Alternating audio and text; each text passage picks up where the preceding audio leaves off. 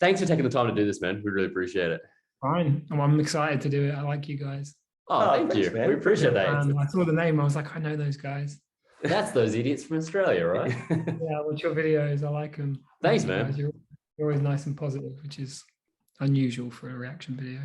You know what? We actually said this yesterday. We were talking about something, and we're like, it's so interesting to us in this space how negative people can be and how entitled. Whereas, like, we look at this being like, we get to share music every day. That's the best. You get a bit of both. I mean, it's reaction videos. Some people just want like a certain thing. There's like a heavy reaction video. Those are kind of annoying because you can't win unless you have a breakdown, which is like kind of like and then you've got to kind of like not put that in your mind. And we started. I'm just talking shit, by the way. Oh, we're always rolling. Yeah. So we can make it official, or we can just continue chatting. Whatever you want to do, I don't mind. Yeah. I could save all this, but whatever. No, go for it. Yeah. We're all ears. Yeah. So, I mean, it's kind of like hard for it not to get in your mind a little bit of like, what are people going to say when they listen to this song if you start watching too many reaction videos? So I kind of like stopped watching them a little bit, but I do buzz off it when you put out a song and then you see people like, this is sick. So yeah, that must be a nice thing. Yeah, can be. Is that something that you guys consider when writing? Obviously, you've got a fan base that started super heavy, and then over time, as your sounds developed and you've been more creative and played with what you guys want to do, it can alienate some of that like traditional hardcore heavy audience. Does that still play at all? Or are you happy just doing what you're doing now? I think the whole idea of trying to do like different records for different styles of records and kind of setting it up so that we're saying what we're going to do in part is us trying to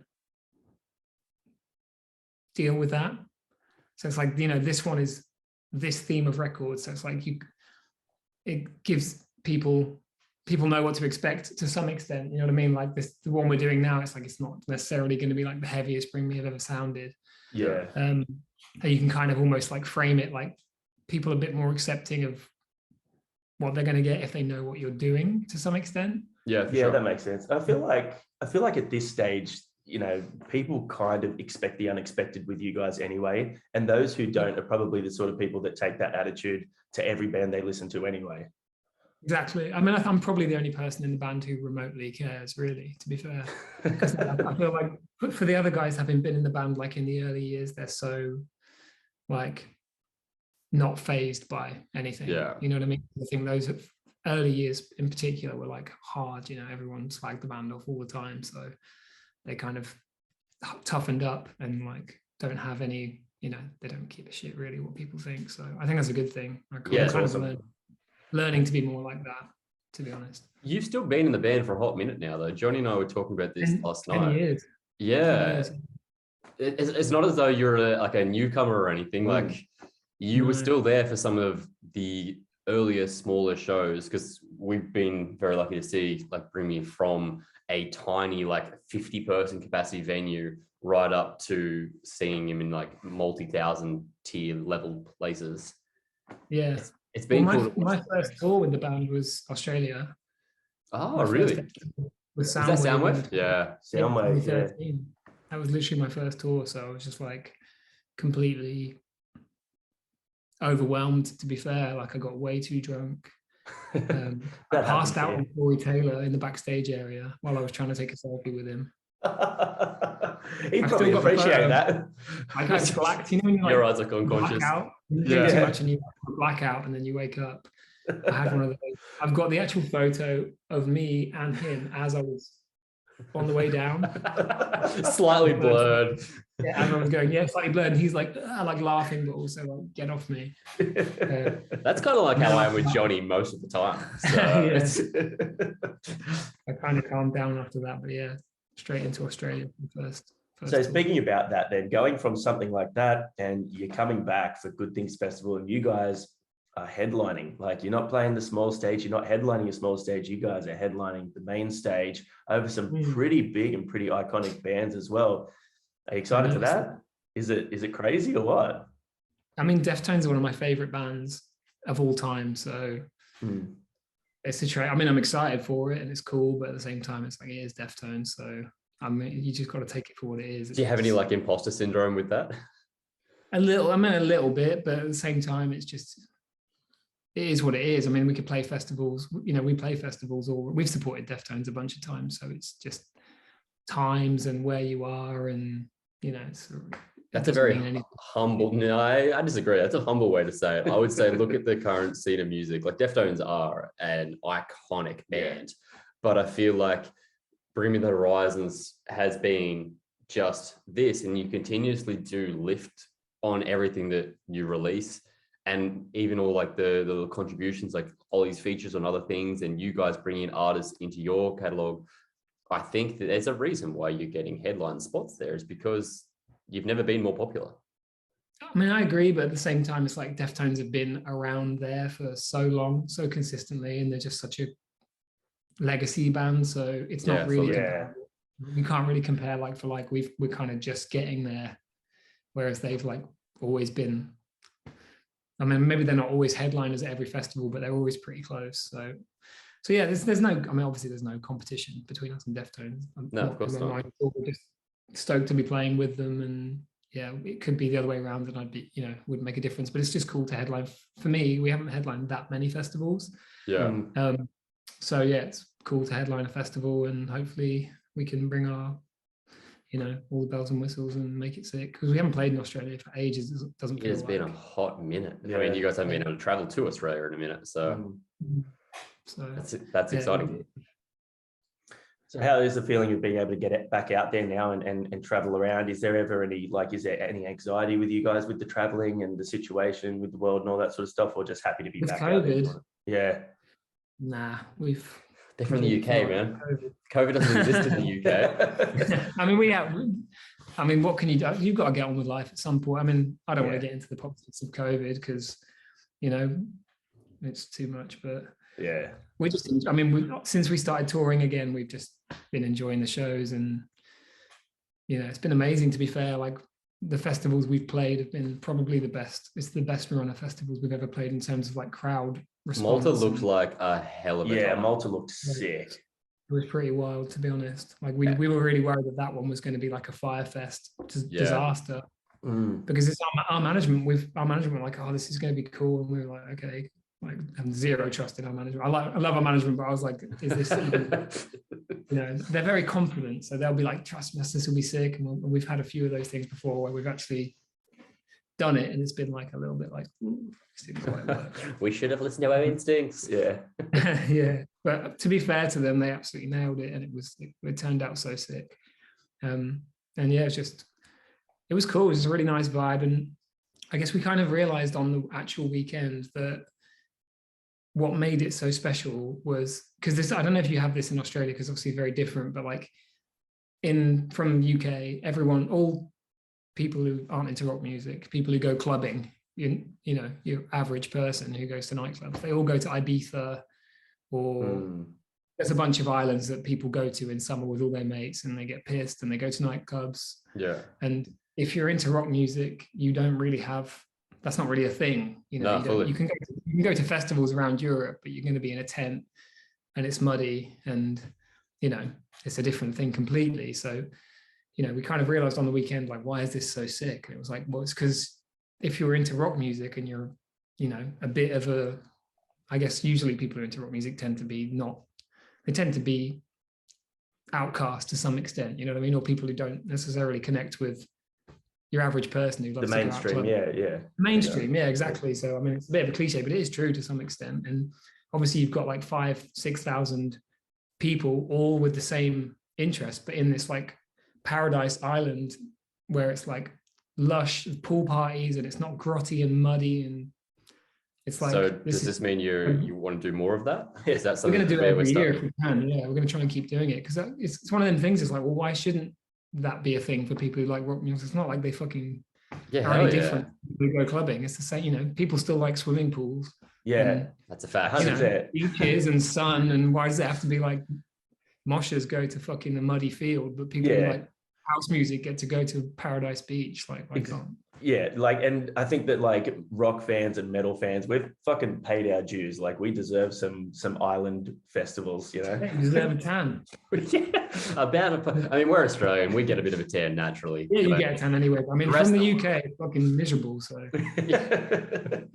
So we're talking on festivals and touring. Have you guys, I mean, I guess for you individually, have you got like any dream artists that you've yet to tour with or that you would love to kind of play with at some point? In terms of us supporting anyone, it's difficult now just because of where we're at. And I mean, there's a few bands I'd still like to play with, but I mean, we've got loads of friends. To be friends, to be fair, I'd like to play with. Like, we get on really well with Papa Roach. We've never really toured with them. I could definitely see that tour. Yeah, we're really tight with Fever, so anytime we can take them out on a tour, we do. Yeah, Jason's the best. Yeah, I'm good mates with Stevus, who plays guitar as well. Who else? Yeah. I mean, Dream Tour. I don't know. I mean, Deftones would be, to be fair, would be one of the artists who I would love to tour with, just because I love the band so much. Yeah. In terms of bands who are still going, Linkin Park would have been the tour that would have been, you know, such a no-brainer for us if that had ever come up. But obviously, we never really got that chance, which is a real shame. Because I feel like that probably would have happened at some point. Particularly now, I feel like you guys are on the same sort of level of where they were.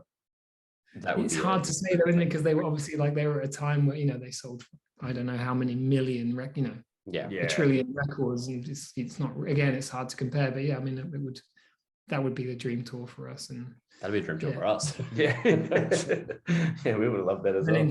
In terms of like new artists, we're always trying to get Ashniko on a tour because we like her. Okay, but we're on a, you know, we tend to go for like artists that aren't quite from our world, but yeah. How's the response on those tours with that sort of thing when you have someone that is a bit of a contrast to your music? Do your usually fans bad. get behind that? Usually terrible. But, really?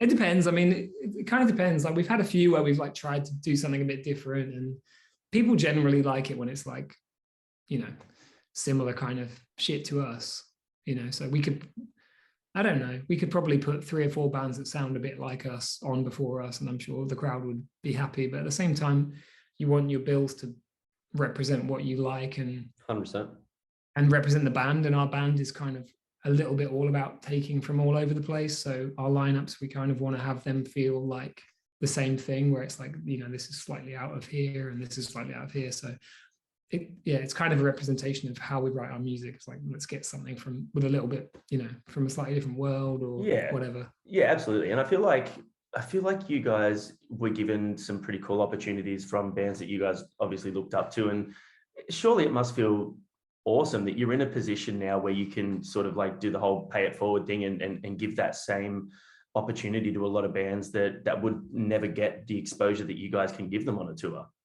It is, but I always feel like I don't feel that way with the bands. I'm always like, oh, thanks so much for doing it. Like, I always feel like more grateful to them for doing it than like we're giving them a leg up. So I don't know. I guess it is, but that's just a sign of humility, man. Yeah, I think that just shows that you're still around it. I mean, it's just a lot of the bands we take are like starting to like pop off, so they could really do anyone's tour. So I'm usually stoked when someone wants to do our tour. I take that as a kind of compliment. So yeah, that's awesome. I can't imagine any band in the current scene, regardless if they're from a different genre, being like, nah, don't really want to do it, Bring Me the Horizon. Yeah, so that wouldn't be good. Yeah, arenas aren't my thing. It depends. I mean, usually it's like timings or, you know, other commitments or whatever. But yes, I mean, we have some that just say no. I don't know. You should see the list of bands we get that get submitted. My God. Wow. Jeez. It's bad. Well, see, I mean, like Thrice is my favorite band of all time, and you guys took them on tour, and Thrice fans are sort of like, you know, people that drive Priuses and stuff like that, like the fart sniffers. And a lot of people were just going, oh, why would they tour with Bring Me the Horizon? I'm like, what do you mean? Like, they're getting exposed to so many people. Shut the fuck up. It's awesome. Yeah. Exactly. I think it's cool. I mean, I don't know how they went down with our fans either, particularly. I mean, it's probably a bit low energy compared to like what we would normally take out. But at the same time, like, we're just a band that influenced us and sick band. So, you know, it's different every time. Every time you start to do a tour and you look at your options, it's like you see what's around and put out some feelers and blah, blah, blah. And then it's like, if you've got like a heavy one as a heavier band as like a main support, then maybe you try and do something a bit more interesting with, you know, the first on or something. So it really just depends. Like our American tour we're doing in September, we've got Knock Loose on there. So it's like, okay, it's quite a heavy support. Feel like they're probably heavier than us on the whole, so Yeah. they are heavy on the whole. So it's like, okay, maybe for the first thing, let's try and do something a bit different. It's weird because you're trying to do something different with every band, but at the same time, you want them all to feel connected in some way. So it's a tough one, but you just do your best with it. At the end of the day, it's our tour, so I can. As a bonus, that's how I feel. You don't have to watch the supports if you don't want to. Yeah, exactly. But I mean, I can only assume that comes with maybe a level of feeling of responsibility on your part as well when you're choosing these bands and things. A little bit. Well, you don't want them to go down shit because that's not good for anyone. It's not good for the band either if they're just like bumming out every night. So, but yeah, usually we get it right-ish. We've had a few where we've kind of got halfway through a tour and been like, yeah, we probably should have gone a little safer with the supports, and just, given something that's going to get the quick. Because obviously when we come on stage, you really feel where the energy is at. Yeah, for sure. And if you get the supports right, then you come on stage and it's like perfect. From the off, everyone's just ready to go. But sometimes you come on stage, it's like, if the supports aren't right, it feels like the life's just been sucked out of the room, and you've got to really work from the get-go to get it pumping. To get them going, it takes like 3 or 4 songs to really get the crowd to wake up because they're like asleep. How are you finding writing set lists now? Does it depend on, is it just what you guys want to play, or obviously there has to be some strategy that goes into that because you've got quite a diverse catalog? It's tough. I mean, we kind of pretty much just play from when I was in the band onwards because there's such a stylistic shift at that point. So I mean, they're all different. All the albums are different, but that point feels like old school, new school, and that is what we sound like now and have sounded like for 10 years. So Malta, we did 2 sets. We did a full throwback set, and we did some deep cuts, and then like kind of 2 or 3 songs from each record. And then the other night we did our kind of current set. So yeah, it's tough, but it depends on we've been doing festivals, so we get a different slot. Sometimes we get an hour, sometimes we get an hour and a half. So we've kind of got like a few different sets, and we'll try and mix it up a bit. Sometimes we'll throw in an old one if we're playing like a festival that we haven't played for ages, or it's like a slightly heavier crowd, or it feels like if we get the feeling like they might want something a little throwbacky, we'll just kind of chuck one in. But if someone wants to see us play like Count Your Blessings in full, it's just not gonna happen. Yeah, it's not a good idea anyway. It might happen when we get desperate, but not I could imagine that the people who want Count Your Blessings in full are still just far outnumbered by the people who have actually sort of taken this journey with you guys, grown with the band, and appreciate everything that you guys are trying to do. Even in terms of showing people, like, as an artist, you want to express yourself as honestly as possible. Yeah, exactly. I agree. And also I think a lot of people say it because it's a thing to say, like, I'll play some old ones, but like in reality, the throwback set was really cool as a one-off thing, but us going out and playing like loads of, you can feel the crowd response, we can feel the crowd response, you know what I mean? And when we play like slightly more recent stuff, or even stuff from Sempiternal era, the reaction is just so much more intense. So yeah, it's a mixture. Like we actually played quite a lot off the last record we are at the moment, because we never really got to tour it. It was in the middle of COVID. So going out and doing these festivals, we've been playing a fair amount off of Survival Horror. Yeah. So, and that's good because I love playing those songs. I feel like they're I weirdly feel like that last album is kind of like our most definitive record to me. It's like, I would agree. I said this as soon as it came out. I was like, this seems like it has honestly the best parts of the whole career of Bring Me. It's got the heavy stuff, it's got the dance stuff, it's got the catchy stuff, like it was such a perfect mix. And it just hit right. Yeah, I feel like there's quite a lot of songs on there that like feel weird if you don't play them. Like you want to play Dear Diary because it's such a good live song, and it's so heavy, and it's the opener of the record that we've just our last record. You want to play Teardrops because that's kind of the single. Yeah. And you want to play Obey because that's a really good live song. And then Kingslayer you have to play live because it's just such a live kind of Prodigy-ish banger. So you're already like, you already dedicated 20 minutes of the set to I'm forgetting one, I think, as well. I don't know, maybe I'm not. But anyway, you're already dedicating like 20 minutes of an hour-long set to the last record, and it's like, okay, we've got time. we can maybe squidge in 8 more songs. It's like, well, there's the Parasite obvious one. Eve you were forgetting. Oh, Parasite Eve as yeah, well. yeah, of course. I mean, there you go. You got 5. That's 25 minutes probably of. Hey, if you need help writing a set, we got you. We can contribute, help out where we can. Hey, talk to us about the new single. Sorry, go on. New single, yeah. Yeah, because that's something that's so fresh off the bats, and we got a chance to jump on that one quite early. And mate, we are very excited for that, and it makes us excited for the next little record you're releasing. I mean, this segues perfectly because how the fuck are we going to fit that into our set? And we're playing. We're playing Die For You as well, so it's like getting even harder. So yeah, I don't know. Yeah, but I'm glad. Just need longer time frame to play with. Yeah, we just need to get bigger so we can play for 4 hours or something. We're not going to play. We're allowed. So we'll have a chat to good things. See what we can arrange. Yeah.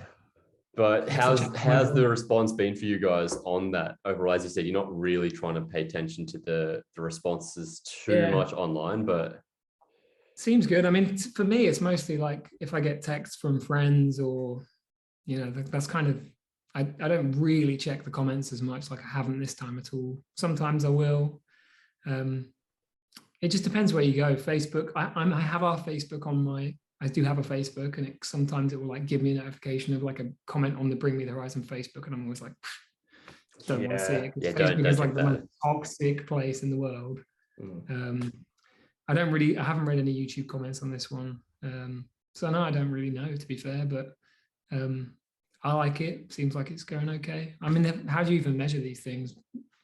I think it's exactly as you said, it's on you, how much you like it. If you guys are proud and pumped with what you've released, I think that's all you need. Like it's just that you guys, because as you said, the crowd's going to feed off your energy. If you guys are coming out and being like, we love this, we're excited to share that with you. No one's going to be like, boo. Everyone's going to get behind it because they want to support you and what you like doing. I feel like we'll really know when we play that song at some festivals, in a month, 2 months, because that was how it was with releasing survival horror in COVID lockdown shit. We didn't really know how much the album connected until we did a UK tour. We did an arena tour in September of last year in the UK, and we opened with Teardrops and started playing, and it was like first verse and the whole crowd was singing the first verse. And I was like, oh, okay, cool. This feels like this is like a classic, because it had been out for ages. It'd been out for for a year. Yeah. Without us playing a show. So obviously it wasn't just like it'd been out for a week and everyone's having a stab at the lyrics. Like people had been listening to it consistently for a year, but we hadn't played it live. So it kind of felt like an old Bring Me song, but this was the first time we were ever playing it, which is a very unusual thing to be able to experience because it never happened. Obviously, when you release a song, in any normal circumstance, you're playing it within a week or 2. Yeah, exactly. Totally. Well, you've got 6 months before we get to see you live for good things. So plenty of time to test the waters with that one. But we would love to see it part of the set list. Yeah, we loved it. Like, I thought it was fantastic. It was such a cool, sounded like Bring Me. It was a cool sort of throwback to the 2000s emo, screamo stuff. But I think the thing with the shitty comments is they always have the loudest voice, and they're probably in the few. So when you play a song like that live, like the people who do love the band are all going to know it. And that's when you really get to appreciate what you've done and how it's, resonated with the fans. Exactly. I mean, that is the way the internet works. A lot of people are just listening to that song right now and enjoying it and not writing comments, but the people who are pissed off because it's not got a breakdown in, they're the ones who are writing the comments. Yeah. So they're all going to write, they're all going to rise to the top, and anything that gets any kind of, anything that's divisive just rises to the top on social media anyway, because you get this back and forth between people. Yeah. So immediately, you've got a thread that's got 50 comments and blah, blah, blah. So that's just going to jump up the top because it's it's the ones that are, hot takes or, controversial opinions or whatever. So, well, dude, we're behind you 100%, and we're stoked to see what you guys do next. That makes me feel better. Yeah. No, Nath and Johnny are okay. That's all we needed. Well, speaking of things being divisive, and we have to wrap it up in a moment, but we're going to ask you a divisive question that we ask every artist that comes on this little channel of ours. All right. Would you rather play a set, starting the set completely dry and having to put on either wet socks or wet underwear? This has divided a lot of our... It's divided Johnny, no? Yeah. Wet underwear. I feel like, because normally at the end of every set I have, well, I don't piss myself, but I have I'm sweating. Everyone says that, but they're not thinking about the first 25 minutes of your set when you've got cold, wet, chafy underwear on. But that might feel nice. Yeah. Yeah, well, you're all wrong. I hate you all. Is it cold? It might be. Is it cold, icy water? Because it might be quite nice. Yeah. But Yeah, the but you're thing is also with wet playing in socks, cold weather. wet underwear doesn't make you itchy. I don't think. Johnny Unless you sit down on a chair in wet shorts, and then it does make you itchy. It makes your ass itch. Yeah. But wet socks is going to make your feet unbearably itchy. Probably potentially. Maybe I've got weird feet. I'm not thinking about this at all. Hey, for what it's worth, we did have one artist say that they have actually pissed themselves on stage. So that was I haven't done that, but I do know our guitarist once was ill and had to go take a shit in the middle of Chelsea Smile. He went in with his in-ears in and his guitar and carried on playing while he took a shit. Oh, that's fucking brilliant. That is Commitment so to good. the cause. I like that. Oh, It was amazing. I was like, he wasn't even on stage, and he was like, I said, where did he go? And he was like, I had to go for a shit. I was like, wow, that's incredible. Carried on playing. Well, on that note, we might let you wrap up there, but dude, thank you so much for your time. Okay, but well, thanks for having me. I'm a big fan of your channel, so it's nice to meet you guys. Yeah, appreciate that. And Hopefully we we get cannot to wait to like- see you in December. yeah, hopefully we can catch up in person when you're here for good things. Buzzing, will do. Legend. Thanks, brother. legend. Cheers.